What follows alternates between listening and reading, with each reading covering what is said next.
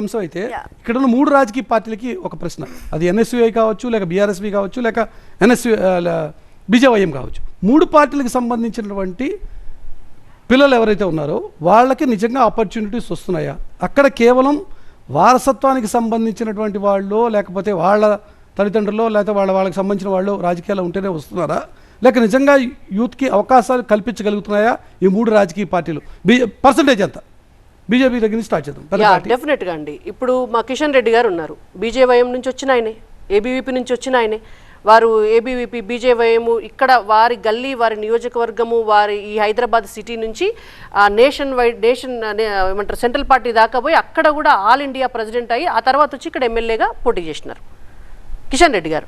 మా బండి సంజయ్ గారు ఉన్నారు, ఏబీవీపీ టౌన్ ప్రెసిడెంట్ నుంచి మొదలుపెట్టి అక్కడి నుంచే వారికి బీజేపీ అవకాశాలు కల్పిస్తుంది. కానీ వాళ్ళే 5-6 సార్లు ఎలక్ట్ అవుతూ వాళ్ళు అక్కడే ఉండిపోతుంటే అసలు కొత్త వాళ్ళకి స్పేస్ రావట్లేదు, కొత్త వాళ్ళకి ఛాన్స్ ఉండట్లేదు, ఇంకా ఒక సీల్ అయిపోతుంది అనే ఒక ఫీలింగ్ అయితే ఉంటుంది కదా. అంటే అట్లా కాదు, ఇప్పుడు యూత్ 21 ఏళ్లకి వచ్చినటువంటి యూత్ ఎన్నికైనా కూడా ఒకవేళ ఫర్ ఎగ్జాంపుల్ 21 ఏళ్లకు పోటీ చేసినటువంటి వాళ్ళు ఈసారి ఎమ్మెల్యేగా అయినారనుకోండి, నెక్స్ట్ టైం కూడా వాళ్ళకే టికెట్ ఇస్తారు. మరి వాళ్ళని పక్కవ జరిపి ఇంకో 21 ఏళ్ళకి ఇవ్వరు కదా. నేను 3 అంశాలు మాట్లాడాలి. ఫస్ట్ పార్టీ అన్డౌటెడ్లీ ఒక ఉద్యమ స్ఫూర్తితో వచ్చినటువంటి పార్టీ, మిగతా పార్టీకి కొంత భిన్నమైనటువంటి రాజకీయ పార్టీ. కానీ తర్వాత కేసీఆర్ గారు చెప్పారు ఇది కూడా ఫక్త రాజకీయ పార్టీ, అందులో మొహమాట వెళ్ళలేదని చెప్పాడు, మార్చుకున్నాడు ఆయన పద్ధతి. కానీ ఏదైతే యూత్కి అవకాశాలు అనేటువంటి అంశాన్ని తీసుకుంటే ఒక ఉద్యమ పార్టీ నిజంగా ఆ స్థాయిలో ఇవ్వగలిగిందా? డెఫినెట్గా మేజర్గా అయితే మేము ప్రయత్నం చేయగలిగినాము. ఎందుకంటే 2 మెయిన్ స్ట్రీమ్ పొలిటికల్ పార్టీస్, 2 జాతీయ పార్టీలను ఎదుర్కొనే పాలిటిక్స్లో కూడా మేము ఆ ప్రయత్నం చేయగలిగినాం. మా విద్యార్థి విభాగం అధ్యక్షుడు గెల్లు శ్రీనివాస్ యాదవ్ గారు ఒకసారి బై ఎలక్షన్లో పోటీ చేశారు, ఆ తర్వాత ఒక కార్పొరేషన్ చైర్మన్ చేశారు. మా కార్పొరేషన్ చైర్మన్లు ఎందరో కూడా వాళ్ళ తల్లిదండ్రులు పాలిటిక్స్లో లేరు, పదవుల్లో లేరు. అట్లా చెప్పాలంటే అట్లీస్ట్ 50% సాయి చంద్ గారు కానివ్వండి, రకరకాల పేర్లు తీసుకున్నాం సార్. 1 పేరు, 2 పేరు, 3 పేరు, 4 పేరు, నేను ఎన్నో పేర్లు చెప్పగలుగుతాను. విషయానికి వచ్చేసరికి నేను చెప్తున్నా, అందుకే నేను I'm going to the extent that మా కార్పొరేషన్ చైర్మన్ లో ఒక 50% ఇచ్చినాం మేము. పేరు తీసుకుంటారు అంటే ఒకళ్ళిద్దరు పేర్లు వస్తున్నాయి తప్ప పర్సంటేజ్ విషయాన్ని తీసుకుంటే నిజంగా అసలు మనం ఆ స్థాయిలో యూత్ ని ఎంటర్టైన్ చేస్తున్నామా? ఇంకొకటి మురళి గారు, ఒకటి రైతులు రాజకీయాల్లోకి వచ్చిండ్రు, కార్మిక యూనియన్ల నుంచి రాజకీయాల్లోకి వచ్చారు. కానీ ఇక్కడ మనం ఒక చట్టం గురించి మాట్లాడుతున్నాం. 21 సంవత్సరాలు అని మీరు తీసుకొని వస్తున్నారు కాబట్టి సోదరుడు విజయ్ మాట్లాడినప్పుడు స్టూడెంట్స్ ప్రొటెస్ట్స్ అని అన్నారు. స్టూడెంట్ అనే పదం ఏంటిది? స్టూడెంట్ అంటేనే ఎడ్యుకేషన్కి ముడిపడి ఉన్నది. స్టూడెంట్ అని మీరు అన్నారు కదా, అందుకే మనం ఎడ్యుకేషన్ గురించి స్టూడెంట్ తో పాటు అది కేవలం ఒక స్టూడెంట్ మూవ్మెంట్ ఒకటే కాదు, ఒక యూత్ మూవ్మెంట్. ఇంకొకటి ఏమంటున్నానంటే మీ సెక్యూర్ స్టూడెంట్ అని చెప్పి దాన్ని ఒక కార్నర్ నెట్టే అక్కడ చాలా మంది చదువుకుని వాడు ఎక్కడో ఒక మేము ప్రభుత్వంతో డిస్కనెక్ట్ అయిపోయాము అనే ఫీలింగ్ ఉన్న అందరూ అక్కడ ర్యాలీ అవ్వగలిగారు. కార్నర్ కి నెట్టేయట్లేదు. మా పాయింట్, మా కన్సర్న్ ఏంటిదంటే రాజకీయం. ఇప్పుడు వారు అన్నప్పుడు మీరు 4 పొలిటికల్ పార్టీస్ ఇట్లనే మాట్లాడుతారు అని అన్నప్పుడు ప్రాబ్లం ఏమైపోయింది తెలుసా? బయట కూర్చొని ఆ గ్యాలరీలో ప్రతి ఒక్కరు కూడా పొలిటీషియన్ ఏదో క్రిమినల్ పొలిటీషియన్. నేను ఇక్కడ అందరు పొలిటికల్ పార్టీస్, ఈ దేశంలో ఉన్న అన్ని పొలిటీషియన్స్ గురించి మాట్లాడుతున్నా సార్. మేము ఈ రోజు ఈ ప్రొఫెషన్ బయట ఉంటే అలాంటి అభిప్రాయాలు ఉంటే వాళ్ళు కూడా లోపలికి రానియండి, గేట్లు తెరవండి, అవకాశాలు వచ్చి 24 గంటలు ఇదే మురికిలో ఉన్నాం. ఎందుకున్నాము? సాల్వ్ చేయడానికే కదా. బయట ఉన్న వాళ్ళకి అలాగే కనిపించవచ్చు, మరి గేట్లు తెరిచి లోపలికి రానిస్తే కదా, వాళ్ళకి అవకాశాలు కల్పిస్తే కదా.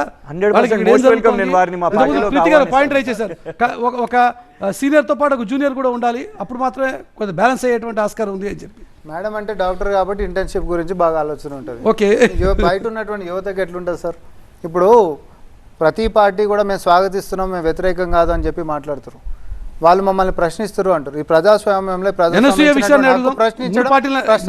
సంబంధించిన ప్రశ్న ఇంతకు ముందు వచ్చేసింది.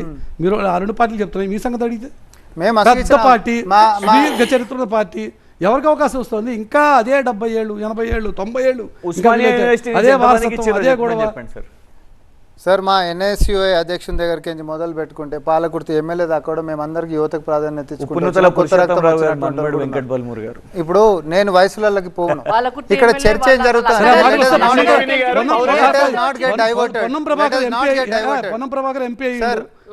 ఎన్ఎస్యుఐ ప్రెసిడెంట్ గానే అయింది ఆయన. ఇప్పుడు Sir, my point is very clear. Sir, నాది అయిపోయింది.